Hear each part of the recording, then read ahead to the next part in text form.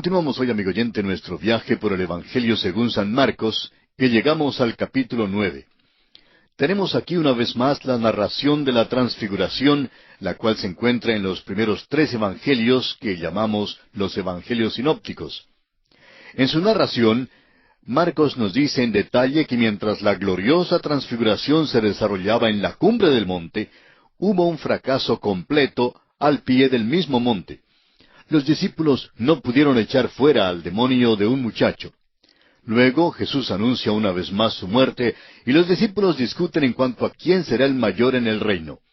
Jesús reprocha el ánimo dividido de sus discípulos y les advierte en cuanto al infierno. De modo que podríamos decir que este es otro capítulo bastante cargado de dinamita en este Evangelio de acción. Consideremos, pues, el primer aspecto, la transfiguración. Marcos generalmente es más breve en sus recuentos que los otros evangelistas, pero aquí da el relato más extenso de la transfiguración. Es interesante reflexionar sobre la razón por qué él pondría tanto énfasis sobre este evento. Es nuestra opinión que la transfiguración presenta la perfecta humanidad de Jesús y no su deidad. Como ya hemos dicho, los evangelios sinópticos relatan la transfiguración. Juan es el único que no incluye este relato en su evangelio. Sin embargo, es el que presenta con mayor énfasis la deidad de Cristo. Usted recordará que en el último versículo del capítulo 16 de Mateo, Jesús dijo: «Hay algunos de los que están aquí que no gustarán la muerte hasta que hayan visto al Hijo del Hombre viniendo en su reino». Hay muchas interpretaciones en cuanto a aquella declaración, pero creemos que es muy claro que nuestro Señor dio aquí una referencia definida a su transfiguración. Dos hombres que estaban allí con él, Pedro y Juan, se refieren más tarde a este evento. En el caso de Pedro, él dice en su segunda epístola y en el capítulo 1, los versículos 16 al 18, «Porque no os hemos dado a conocer el poder y la venida de nuestro Señor Jesucristo siguiendo fábulas artificiosas, sino como habiendo visto con nuestros propios ojos su majestad. Pues cuando Él recibió de Dios Padre honra y gloria, le fue enviada desde la magnífica gloria una voz que decía: Este es mi Hijo amado, en el cual tengo complacencia. Y nosotros oímos esta voz enviada del cielo cuando estábamos con Él en el Monte Santo». Pedro está diciendo que fueron testigos presenciales del poder y de la venida de nuestro Señor Jesucristo. ¿Cuándo? En la transfiguración. Leamos ahora el primer versículo de este capítulo 9 del Evangelio según San Marcos. También les dijo: «De cierto os digo que hay algunos de los que están aquí que no gustarán la muerte hasta que hayan visto el reino de Dios venido con poder». Creemos que la razón por la cual esto se declara en aquel momento en particular, antes de su muerte y su resurrección, fue para que comprendiéramos que sea que Cristo fuera a la cruz o no, el reino siempre continuaría en sus manos. Él pudo haber salido de esta tierra y regresado al cielo, y entonces, por supuesto, no nos habría salvado ni a usted ni a mí, pero sí continuaría siendo en todo caso el soberano del universo. Sin embargo, si hubiese actuado así, Cristo no nos podría haber salvado. No pensamos desarrollar más este tema, pero es bastante importante. Leamos ahora el versículo 2 de este capítulo 9 de Marcos. 6 días después, Jesús tomó a Pedro, a Jacobo y a Juan, y los llevó aparte solos a un monte alto, y se transfiguró delante de ellos. Surge entonces la pregunta en cuanto al por qué Cristo llevó consigo precisamente a estos tres hombres. Permítanos decir en primer lugar que no les llevó porque eran sus favoritos, ni porque eran superiores a los demás. En realidad, ellos eran los más débiles de los apóstoles, y Él tuvo que llevarlos así como si fueran bebés, porque de otra manera creemos que ellos no le habrían seguido de manera alguna. Lo que estamos tratando de decir es lo siguiente. Hace muchos años, una madre que estaba caminando en la calle acompañada por sus tres niñitos, cargaba a uno, al otro lo guiaba por la mano, y el tercero caminaba detrás de ella. De vez en cuando ella se paraba para que el pequeñito de atrás pudiera alcanzarla, y así caminaban por la calle avanzando muy lentamente. Cualquiera pensaría que el pequeñito de atrás se estaba demorando mucho. Pero luego podría notar que el niñito que la madre cargaba no podría haber ido de ninguna manera a menos que su madre lo llevara. Creemos que Pedro, Jacobo y Juan eran así como aquel niñito en brazos. Parecían ser un grupo exclusivista, pero no creemos que lo fueran en realidad. Eran simplemente unos bebés. Creemos que Jesús los tuvo que llevar y que eso es exactamente lo que hace según este pasaje. Les llevó, pues, a la transfiguración. Pedro dice que fueron testigos presenciales de su majestad. Este es el Cristo glorificado, tal como será cuando venga algún día a la tierra. En Primera de Juan, capítulo 3, versículo 2, dice que seremos semejantes a Él, porque le veremos como Él es. Usted recordará que Juan dice en su Evangelio, capítulo 1, versículo 14, y vimos su gloria, gloria como del unigénito del Padre. La palabra transfigurar aquí es la palabra que en griego significa metamorfosis. La transfiguración se efectuó dentro del cuerpo de Jesús y no fue alguna luz ni algún efecto de una causa exterior. La transfiguración fue la luz que resplandeció desde adentro. La transfiguración enseña por eso la humanidad perfecta de Jesús y no su deidad. Y esta es la razón por qué Juan no hace mención de ella mientras enfatiza la deidad de Jesucristo. Leamos ahora el versículo 3 de Marcos capítulo 9. Y sus vestidos se volvieron resplandecientes, muy blancos, como la nieve, tanto que ningún lavador en la tierra los puede hacer tan blancos. Ahora sus vestidos se volvieron blancos. Se volvieron más blancos que lo que era creíble, porque la luz resplandeció desde adentro. Ningún milagro en el lavado pudo haber producido tal blancura. Todo resplandeció desde adentro. Ahora el versículo 4 dice, y les apareció Elías con Moisés, que hablaban con Jesús. Elías era el representante de los profetas. Moisés fue el representante de la ley. Vemos aquí comprobado el dicho de que tanto la ley como los profetas atestiguaron la muerte de Jesús. Lucas en su Evangelio lo precisa aún más al decir que hablaban acerca de la muerte de Jesús. Sabemos que Moisés sabía de Cristo porque en Hebreos capítulo 11 versículo 26 dice tocante a Moisés, teniendo por mayores riquezas el vituperio de Cristo que los tesoros de los egipcios, porque tenía puesta la mirada en el galardón. Moisés sabía que Cristo iba a venir. Todos los profetas hablaban de sus sufrimientos y de las glorias que vendrían después. Veamos ahora los versículos 5 y 6 de Marcos 9. Entonces Pedro dijo a Jesús, Maestro, bueno es para nosotros que estemos aquí, y hagamos 3 enramadas, una para ti, otra para Moisés, y otra para Elías. Porque no sabía lo que hablaba, pues estaban espantados. Pedro era vocero de los otros en la misma manera como siempre fue el vocero del grupo. Y Simón Pedro generalmente hablaba cuando no sabía qué decir. Alguien ha dicho, si los que no tienen qué decir se refrenaran de decirlo, sería un mundo muchísimo mejor. Creemos que Simón Pedro metió la pata muchas veces y es seguro que la metió aquí otra vez. Prosigamos ahora con el versículo 7. Entonces vino una nube que les hizo sombra, y desde la nube una voz que decía, Este es mi Hijo amado, a él oíd. Toda la atención se enfoca en el Señor Jesucristo. Su palabra es la final. Ni Moisés ni Elías están a la par con él. Leamos ahora el versículo 8 de Marcos capítulo 9. Y luego, cuando miraron, no vieron más a nadie consigo, sino a Jesús solo. A propósito, la frase Jesús solo es un encabezamiento maravilloso, ¿no le parece? Jesús solo no debe ser solamente un encabezamiento, sino también un faro en las vidas de los creyentes hoy en día.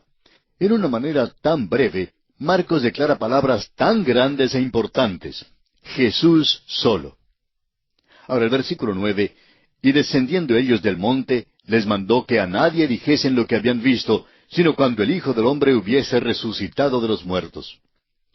¿Notó usted que la muerte y la resurrección de Cristo tienen que ir juntas con esta historia? La transfiguración no salva a nadie, amigo oyente. Presenta el ideal o la meta, pero aquella meta solo puede ser alcanzada mediante la muerte de Cristo en la cruz y su resurrección. Y usted notará que Él siempre junta su muerte con su resurrección. También debemos notar que Jesucristo nunca mencionó la cruz, sino que simplemente habló de su muerte.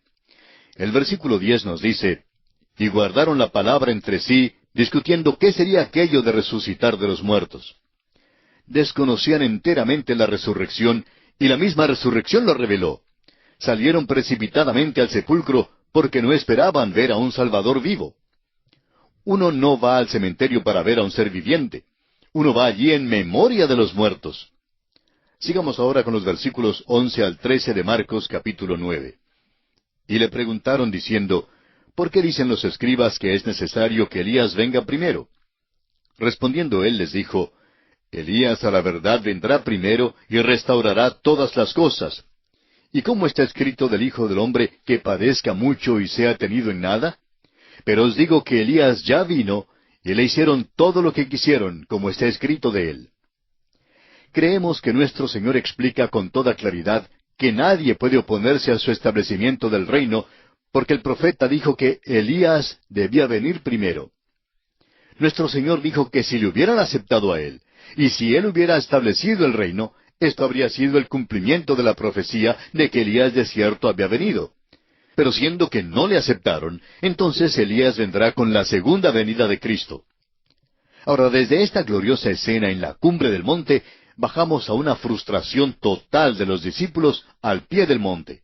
Leamos los versículos 14 al 18 de este capítulo 9 de Marcos. Cuando llegó a donde estaban los discípulos, vio una gran multitud alrededor de ellos, y escribas que disputaban con ellos. Y enseguida toda la gente, viéndole, se asombró, y corriendo a él le saludaron. Él les preguntó, ¿qué disputáis con ellos? Y respondiendo uno de la multitud dijo, Maestro, traje a ti mi hijo, que tiene un espíritu mudo, el cual donde quiera que le toma le sacude, y echa espumarajos, y cruje los dientes, y se va secando. Y dije a tus discípulos que lo echasen fuera, y no pudieron. Este realmente es un cuadro del reino hoy en día. El Señor Jesús ya se ha ido a la presencia del Padre y está allí en su cuerpo glorificado. Sus apóstoles están allí con Él. Ya se han ido, y hoy en día la mayor parte de la iglesia se ha ido también. Moisés y Elías están allí. Allí está ahora el monte de la transfiguración. Es el cielo hoy en día. Pero mire usted esta pobre tierra de hoy y vea sus problemas. Este cuerpo manifiesta una tierra insensata.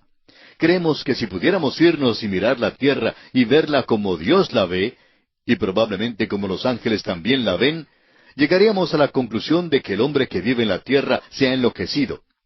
Parece ser endemoniado por su manera de portarse y por su manera de hacer las cosas.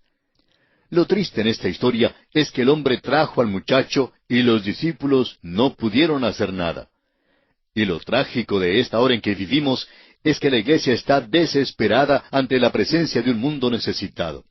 Ahora mismo la iglesia se está esforzando con desesperación y la iglesia organizada protesta y marcha y se involucra en todo tipo de cosas, y los del mundo realmente critican a la iglesia porque creen que debe involucrarse más. Pero ese no es nuestro negocio. Debemos tener el poder para ayudar a un pobre muchacho endemoniado hoy en día. Debemos poder ayudar a los hombres hoy presentándoles a un Salvador que les hará racionales y que les traerá a una relación correcta con Dios. Lamentablemente, amigo oyente, lo mismo tiene que decirse en cuanto a la iglesia. Y no pudo. Los discípulos no pudieron y nosotros tampoco podemos. Y respondiendo él les dijo en el versículo 19, Oh generación incrédula, ¿hasta cuándo he de estar con vosotros? ¿Hasta cuándo os he de soportar? Traédmelo. ¡Qué declaración más maravillosa! ¡Traédmelo! Tratamos de hacer todo menos traer a los perdidos a Jesucristo. Ahora los versículos 20 al 22 del capítulo 9 de Marcos dicen, Y se lo trajeron, y cuando el Espíritu vio a Jesús, sacudió con violencia al muchacho, quien cayendo en tierra se revolcaba, echando espumarajos. Jesús preguntó al padre, ¿cuánto tiempo hace que le sucede esto? Y él dijo, desde niño. Y muchas veces le echan en el fuego y en el agua para matarle. Pero si puedes hacer algo, ten misericordia de nosotros y ayúdanos. Este caso, amigo oyente, es muy malo. Pero no lo consideramos tan malo como el caso del endemoniado que vivía en los sepulcros en Gadara, porque aquel ya era un hombre formado y había sido poseído por los demonios toda su vida. Este era un muchacho, pero su caso habría sido tan malo, si no peor que el hombre de Gadara, si hubiera permanecido en su triste condición. Este padre, pues, simplemente se abandona a la merced del Señor Jesús con esta terrible desgracia. Y cuando uno confía así en el Señor Jesús, amigo oyente, Él entonces hace algo para ayudarnos. Veamos ahora el versículo 23. Jesús le dijo, si puedes creer, al que cree, todo le es posible. El pensamiento aquí es que Jesús se dirigió al Padre y le pidió que creyera. Ahora, ¿podría haber sido responsable el Padre de alguna manera por la condición del muchacho? No es una cuestión de que el hombre haga algo. El Señor Jesús es quien puede hacerlo todo. Pero, ¿qué del hombre? Jesús le dijo que al que cree, todo le es posible. Y leemos en el versículo 24, e inmediatamente el padre del muchacho clamó y dijo, creo, ayuda mi incredulidad. Aquí vemos un ruego desesperado de fe. Y leamos ahora desde el versículo 25 hasta el 29 de Marcos capítulo 9, que dicen, y cuando Jesús vio que la multitud se agolpaba, reprendió al espíritu inmundo, diciéndole, espíritu mudo y sordo, yo te mando, sal de él, y no entres más en él. Entonces el espíritu, clamando y sacudiéndole con violencia, salió, y él quedó como muerto, de modo que muchos decían, está muerto. Pero Jesús, tomándole de la mano, le enderezó y se levantó. Cuando él entró en casa, sus discípulos le preguntaron aparte, ¿por qué nosotros no pudimos echarle fuera? Y les dijo, este género con nada puede salir sino con oración y ayuno. Aquí surge la pregunta de si este no es también un caso en que el Señor levanta a un muerto. Opinamos que lo es, pero no deseamos forzar mucho este punto. Ahora, en la contestación del Señor a sus discípulos, encontramos que la palabra ayuno no se encuentra en los mejores manuscritos, y creemos que el énfasis es más bien sobre la oración. Y hoy en día, amigo oyente, la iglesia está débil porque no está orando como debe hacerlo. Y pasamos al siguiente aspecto en consideración en este capítulo 9 de San Marcos. Leamos los versículos 30 al 32.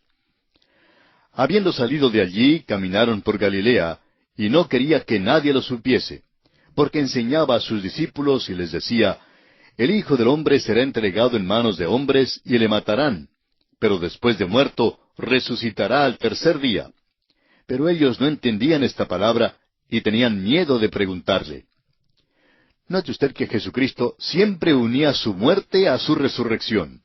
Pero aparentemente sus discípulos no comprendieron por completo este asunto de ser levantado de los muertos.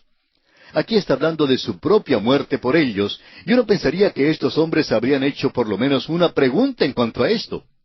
En cambio, vemos que se atrevieron a discutir en cuanto a quién sería el mayor en el reino cuando Jesús apenas acababa de anunciar su muerte.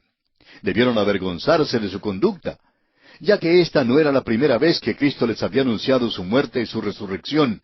Sin embargo, todavía no le comprenden. Y pasamos al siguiente aspecto en los versículos 33 al 37 de Marcos capítulo 9, que dicen, y llegó a Capernaum, y cuando estuvo en casa les preguntó, ¿qué disputabais entre vosotros en el camino?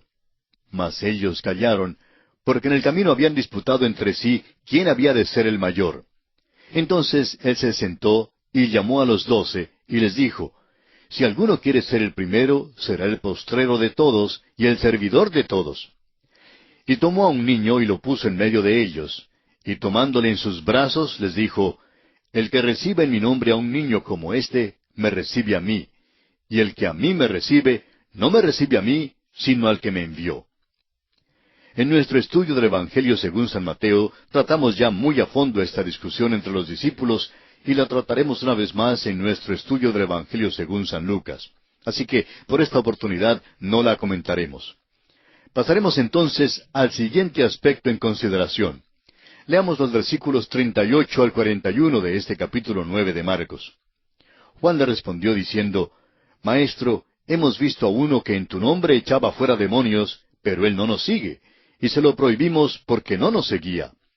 Pero Jesús dijo, No se lo prohibáis, porque ninguno hay que haga milagro en mi nombre, que luego pueda decir mal de mí. Porque el que no es contra nosotros, por nosotros es. Y cualquiera que os diere un vaso de agua en mi nombre, porque sois de Cristo, de cierto os digo que no perderá su recompensa. En cuanto a Juan, hay quienes suponen que era un apóstol afeminado. Pero note usted aquí su modo de ser. Jesús reprocha aquí cualquier tipo de espíritu sectario. Note usted que la base para la unidad que Jesús da es únicamente en sus palabras, en mi nombre. Una de las muchas maravillas que encontramos en el ministerio radial es que hoy en día tenemos la buena voluntad de personas de todas las denominaciones y no solamente de una. Y es que lo que se hace en el nombre de Jesús no puede ser negado por ninguno de sus seguidores, cualquiera sea la denominación a la que pertenecen. Note usted ahora que en el versículo 42 el Señor Jesús vuelve al niño que ha tomado en sus brazos. Estas palabras son muy tiernas, pero al mismo tiempo caen severamente sobre aquellos que se atreven a ofender a un pequeño. Leamos los versículos 42 y 43. Cualquiera que haga tropezar a uno de estos pequeñitos que creen en mí, mejor le fuera si se le atase una piedra de molino al cuello y se le arrojase en el mar. Si tu mano te fuere ocasión de caer, córtala. Mejor te es entrar en la vida manco, que teniendo dos manos ir al infierno, al fuego que no puede ser apagado. ¿Se dio cuenta usted, amigo oyente, quién es el que habla aquí en cuanto al infierno? Hay quienes dicen hoy en día que Jesús es benigno, y lo es. Pero, amigo oyente, Jesucristo es también el único que ha hablado en cuanto al infierno. Pablo nunca lo mencionó, pero Jesús habló bastante en cuanto al infierno.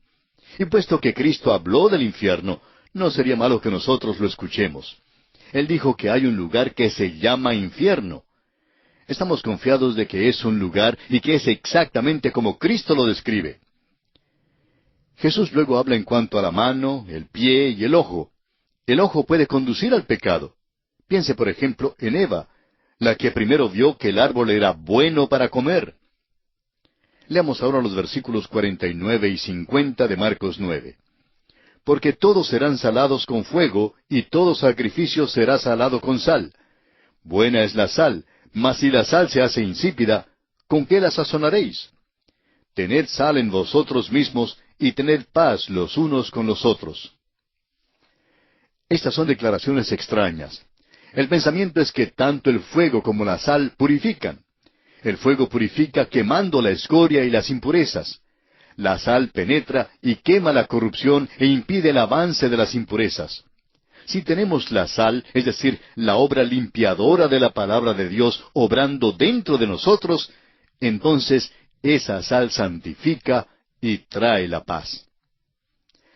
Y aquí, amigo oyente, concluye nuestro estudio del capítulo 9 del Evangelio según San Marcos.